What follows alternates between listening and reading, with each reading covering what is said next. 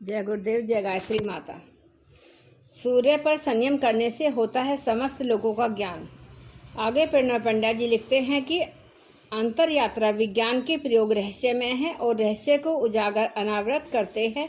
इनके सूत्रों का उच्चारण, व्याकरण, इनका अर्थ और फिर अर्थबोध, इनके प्रयोग, प्रक्रिया, प्रभाव, परिणाम की तरह बहुआयामी रहस्यमयता संजोए हैं।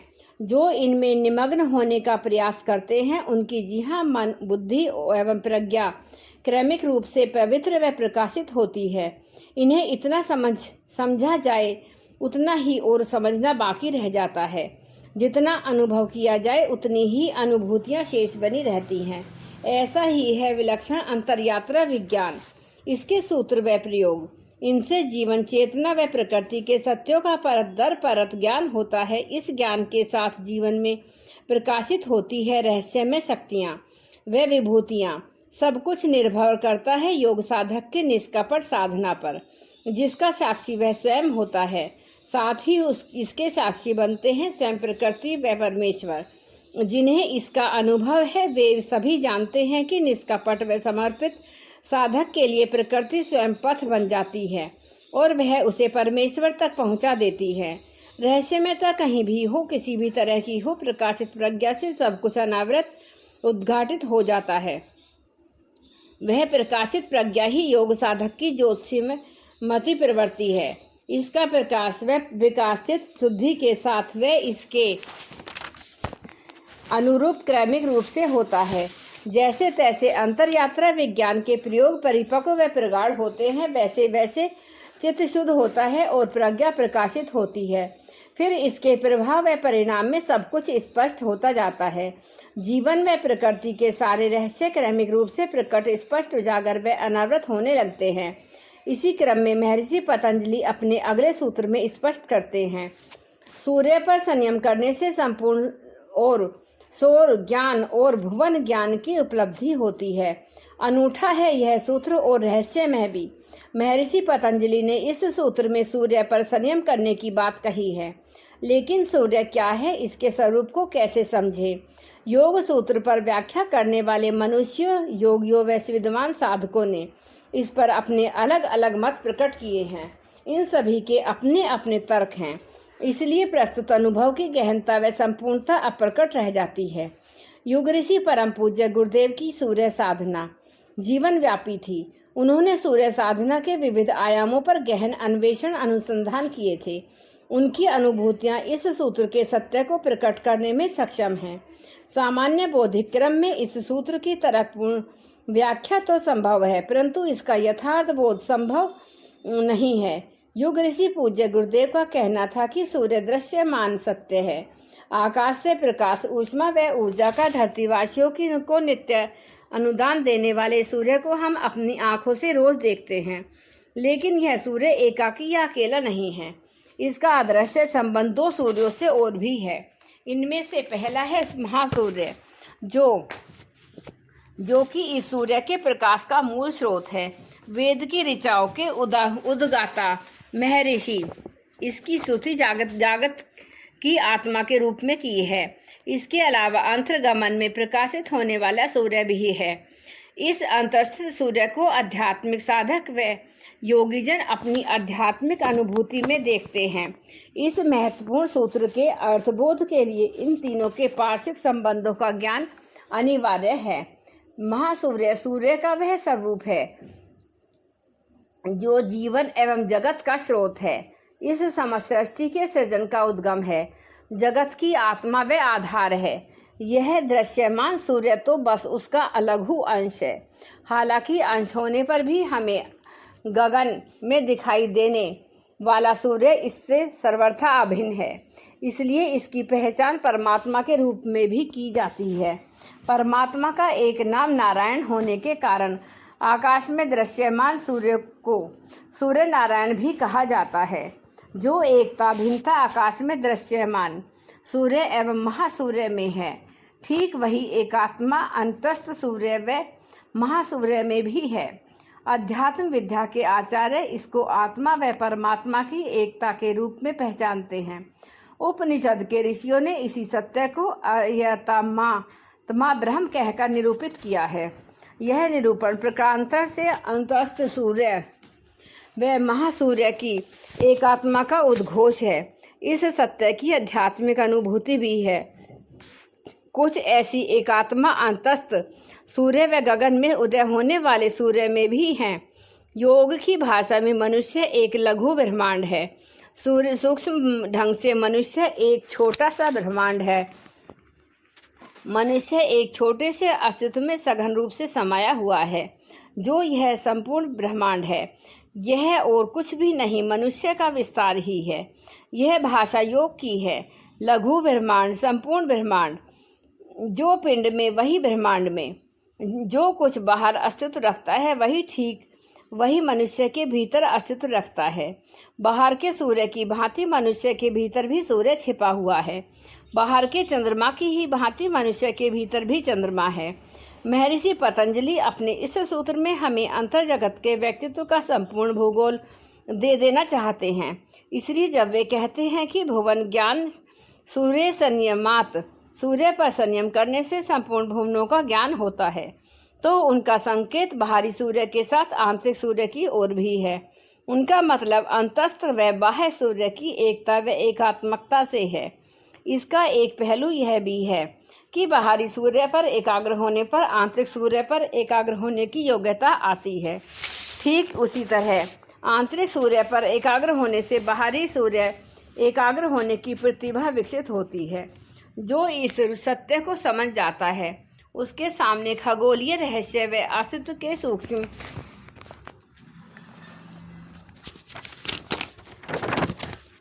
रहस्य उजागर होने लगते हैं। पुराणों में 14 भुवनों की चर्चा की गई है। ये सभी भुवन स्थूल जगत में नहीं है। स्थूल जगत का अर्थ केवल धरती से नहीं है, बल्कि जगत की सूक्ष्म प्रकृति से है।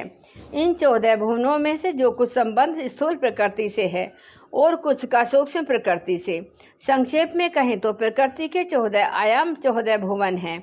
इनमें से प्रत्येक में अपना ढंग का सृष्टि सर्जन है, अपने ढंग का संसार है। जब हम सूर्य पर संयम करते हैं तो हमारी प्रकाशित प्रज्ञा और भी प्रखर व प्रदीप्त होती है। साथ ही संयम की ऊर्जा से अंतर अस्तित्व व बाह्य अस्तित्व के समस्त द्वार खुलते हैं। तब हम गमन कर सकते हैं इन विभिन्न भुवनों में, इन्हें जान सकते हैं, अनुभव कर सकते हैं, यहाँ तक कि इन भुवनों के वासियों से संवाद स्थापित कर सकते हैं। हाँ, यह सत्य है योग साधना का सत्य, जो समाधि की अवस्था में स्पष्ट होता है। उसी अवस्था में इस अनुभव को समझा भी जा सकता है। इस प्रसंग में एक बात यहाँ और कहनी है। सूर्य पर संयम करने से न केवल 14 भुवनों का ज्ञान होता है, बल्कि हमें असाधारण ऊर्जा की प्राप्ति होती है। इस असीमित एवं अपरिमित ऊर्जा के उपयोग तो अनेकों हैं, परंतु उनमें से एक उपयोग लोकांतरों में गमन भी है। विभिन्न भुवनों में गमन इस ऊर्जा के बिना संभव नहीं। इसलिए सूर्य पर संयम अनिवार्य है। प्रकृति के सत्य के बोध के लिए इसके प्रत्येक आयाम का ज्ञान सूर्य संयम से सहज हो जाता है। जितना अधिक सूर्य पर संयम होगा, उतना ही खगोल व अंतर भूगोल स्पष्ट होंगे।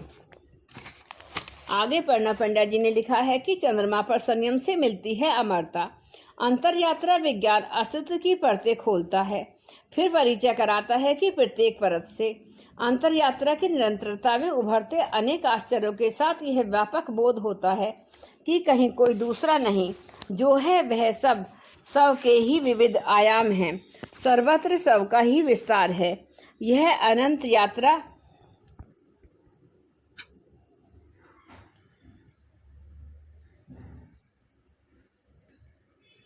कहीं कोई दूसरा नहीं, जो है सब स्वयं के ही विविध आयाम हैं, सर्वत्र सब का ही विस्तार है। यह अनंत यात्रा जारी रहती है, साथ में जारी रहता है अनुभवों व आश्चर्यों का सहचर्य।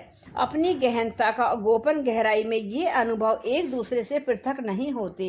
इनमें जुड़ाव होता है, फैलाव होता है, विस्तार होता है निस्सीम, जिसमें पिंड व ब्रह्मांड एकाकार होते हैं। यह एकात्मा इतनी सघन होती है कि समझना कठिन होता है कि होने वाले ये अनुभव पिंड के हैं अथवा ब्रह्मांड के। जब बोध संपूर्ण होता है तो यही पता चलता है कि इनमें तो कभी कोई भेद था ही नहीं। सूर्य जीवन की आत्मा है, जगत का केंद्र है। संयम यदि सूर्य पर किया जाता तो अंतर्जगत व बाह्य जगत के सभी आयाम स्पष्ट होते, तब कहीं कुछ नहीं रह जाता। अप्रकट या अस्पष्ट पिंड का प्रत्येक भेद, ब्रह्मांड का प्रत्येक भेद सहज ही पता चल जाता है। पुरा काल में जिन्होंने सूर्य पर संयम किया, उन्होंने आत्म विद्या व सृष्टि विद्या के सभी रहस्य जान लिए।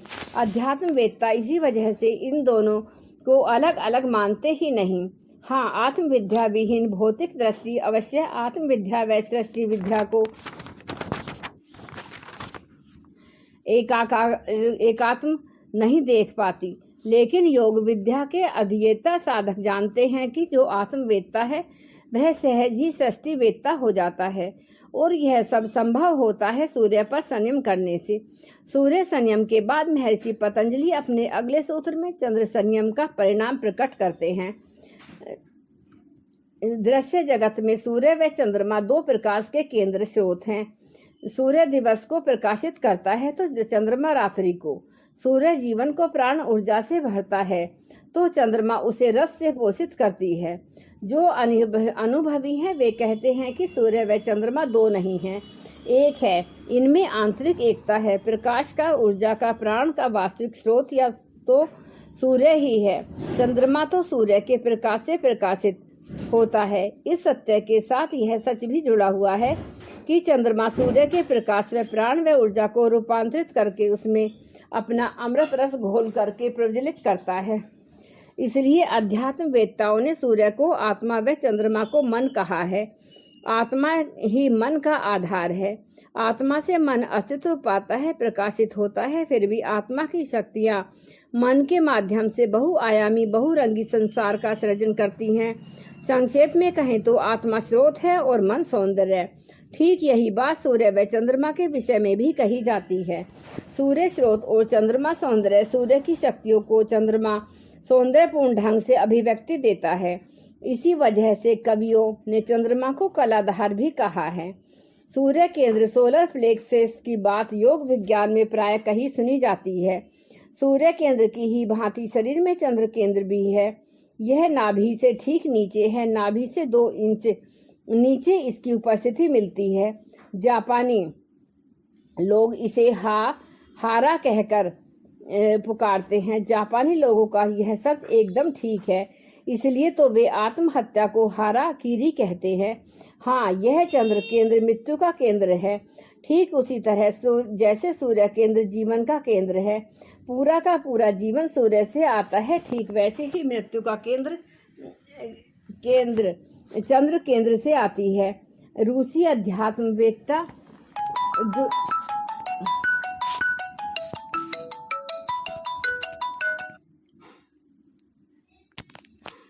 मनुष्य चंद्रमा का भोजन है। बात बड़ी अटपटी है, न समझी जा सके ऐसी बात है। इसे सुनकर समझ में नहीं आता आखिर गुरजीएफ कहना क्या चाहते हैं, लेकिन गहराई में सोचें तो उनका यह कथन महर्षि पतंजलि के नजदीक है। गुरजीएफ का कहना था कि अस्तित्व की इकोलॉजी में हर चीज एक दूसरे के लिए भोजन बन जाती है। हम कुछ खाते हैं, हम भी किसी दूसरे के द्वारा खाए जाएंगे। ऐसा नहीं हो तो अस्तित्व खतरे में पड़ जाएगा। मनुष्य कल अन्न या फल खाता है। फल सूर्य की ऊर्जा को, पृथ्वी को, पानी को ग्रहण करता है। मनुष्य की बारी भी आएगी किसी न किसी के द्वारा खाए जाने की। मनुष्य को कौन खाएगा? जवाब में गुरजीएफ का कहना था कि चंद्रमा मनुष्य को खाएगा। कैसे? यह विज्ञान पतंजलि बताते हैं। उनका कथन, चंद्रमा पर संयम करने से तारों नक्षत्रों की समग्र व्यवस्था का ज्ञान होता है। ये तारे नक्षत्र बाहर अंतरिक्ष में हैं तो हमारी अपने शरीर में प्राण के विभिन्न केंद्रों के रूप में हैं। प्रत्येक प्राण केंद्र एक तारा है, नक्षत्र है। जो चंद्र केंद्र पर संयम करे वह भली प्रकार जान लेता है प्राण केंद्रों को और उनकी संचालन व्यवस्था को। इस प्राण व्यवस्था की धुरी है चंद्र केंद्र, वही इसे जिसे जापानी हारा कहते हैं। अगर हारा पर जोर से चोट की जाए तो आदमी की मृत्यु हो जाएगी। बाहर से देखने पर खून की एक बूंद भी न टपकेगी और आदमी मर जाएगा। मजे की बात यह है कि उसे कोई तकलीफ भी न होगी। इसलिए जापानी लोग हाराकीरी के द्वारा आत्महत्या करते हैं। उनके जैसा यह काम कोई और नहीं कर सकता। वे चाकू को हारा केंद्र पर घोंप लेते हैं। वे भली प्रकार जानते हैं कि हारा केंद्र कहाँ है। उन्हें मालूम है हारा केंद्र कहाँ है और ठीक किस तरह से चाकू मारना है, और वे मर जाते हैं। शरीर से आत्मा का तादाद में टूट जाता है।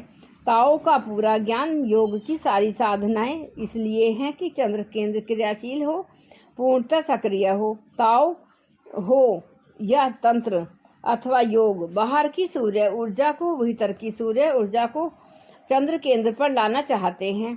ये सभी चंद्र केंद्र पर कार्य करके उसे अधिकाधिक ग्रहणशील करके चुंबकीय बनाते हैं ताकि सूर्य ऊर्जा को अपनी ओर खींच लें। वैसे तो योग सूर्य विधि है और ताओ तथा तंत्र चंद्र विधियां हैं, लेकिन सभी के कार्य एक जैसे हैं। योग के सारे आसन सूर्य ऊर्जा को चंद्र केंद्र की ओर प्रभावित करने में सहयोग करते हैं, जबकि ताओ व तंत्र चंद्र केंद्र को इतना अधिक चुंबकीय बना देते हैं जिससे सारी ऊर्जा अपने में खींचकर उसे रूपांतरित कर दे।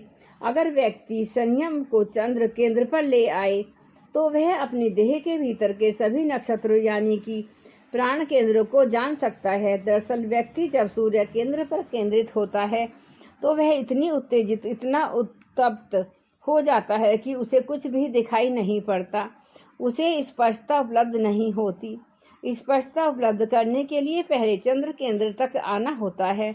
ऊर्जा रूपांतरण से चंद्र केंद्र एक विराट घटना का कार्य करता है। आकाश में भी चंद्रमा को ऊर्जा सूर्य से ही मिलती है।